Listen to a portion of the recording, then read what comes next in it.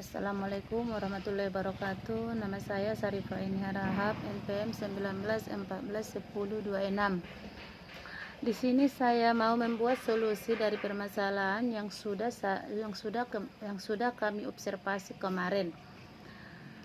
Di sini yang mau kami observasi itu yaitu tentang mengajar membaca, menulis, mendengarkan dan berbicara kepada anak SD.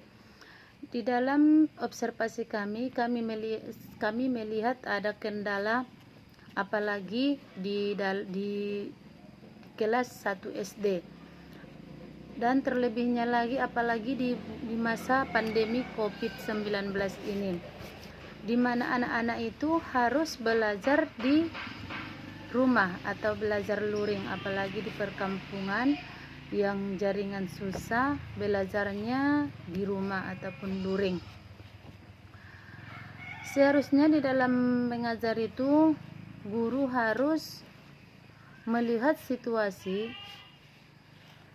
terlebihnya yaitu melihat anak bagaimana kemampuannya di dalam mendengarkan, berbicara, membaca, dan menulis.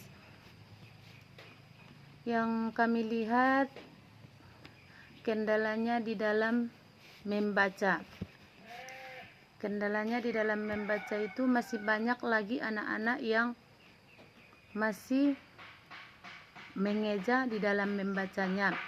Dan di dalam menulis, anak-anak itu masih ada lagi yang hurufnya sering tertinggal. Umpamanya dia mau menulis mereka, kadang ada juga huruf E dibuatnya menjadi huruf A. Baru di dalam mendengarkan, kalau kelas 1 itu masih kurang semangat untuk mendengarkan, masih sering mungkin di kebiasaan di waktu TK itu ataupun di waktu PAUD, mungkin kebiasaan mereka sering bercakap-cakap dan kurang mengerti apa yang dikatakan guru supaya mereka diam saja ataupun mendengarkan. Kalau disuruh berbicara, kalau di kelas 1 itu yang saya lihat di waktu observasi itu masih banyak yang bicaranya terbata-bata ataupun sering malu-malu. Jadi di sini solusi yang harus dibuat seorang guru itu, kalau di dalam membaca itu sebelum pelajaran dimulai, pas habis mengabsen ataupun kegiatan awal, terlebih dahulunya itu disuruh dulu siswa ini membaca selama 5 menit. Jadi menurut saya di dalam membaca selama 5 menit ini, setelah 5 menit membaca baru disuruh di mana siswa itu yang udah bisa membaca, bacaannya itu terserah mereka saja di mana yang paling mereka pahami di dalam membaca itu. Umpamanya si A itu membacanya di halaman 3, sementara si B membaca di halaman 2. Jadi itu tidak jadi jangan dipermasalahkan untuk anak kelas 1 SD. Di dalam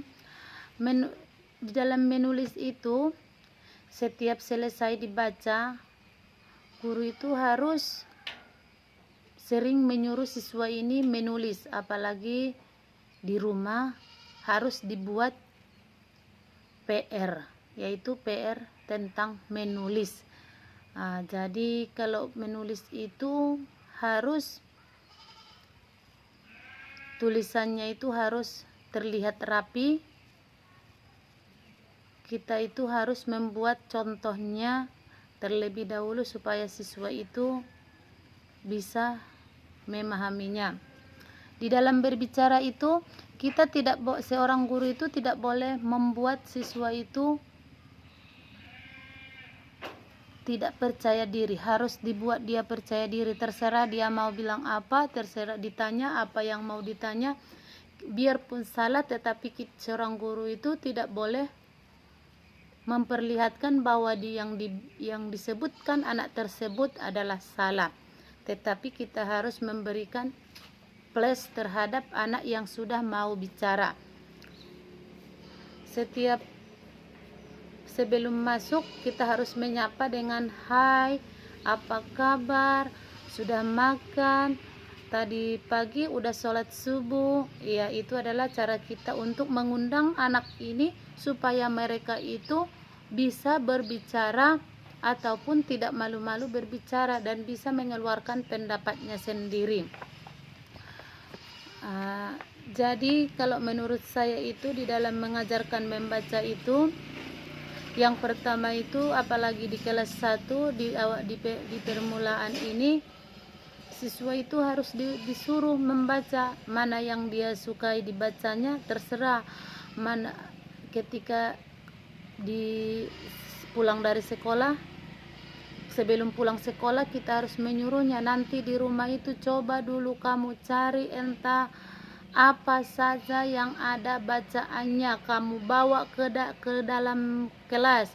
Kalau sudah dibawa, nanti ibu yang suruh kamu itu membacanya. Jadi di situ kan ada tiap hari, berarti minat siswa ini di dalam membaca ini akan semakin meningkat. Jika dia melihat sampahnya jajan, jadi di situ ada bacanya, insya Allah dia akan bisa membacanya, dia akan makin rajin membacanya. Tadi harus seperti itu. Di dalam menulis itu juga kita harus sering membuat perlombaan. Siapa yang paling bagus tulisannya itu harus akan dikasih nilai 80 umpamanya.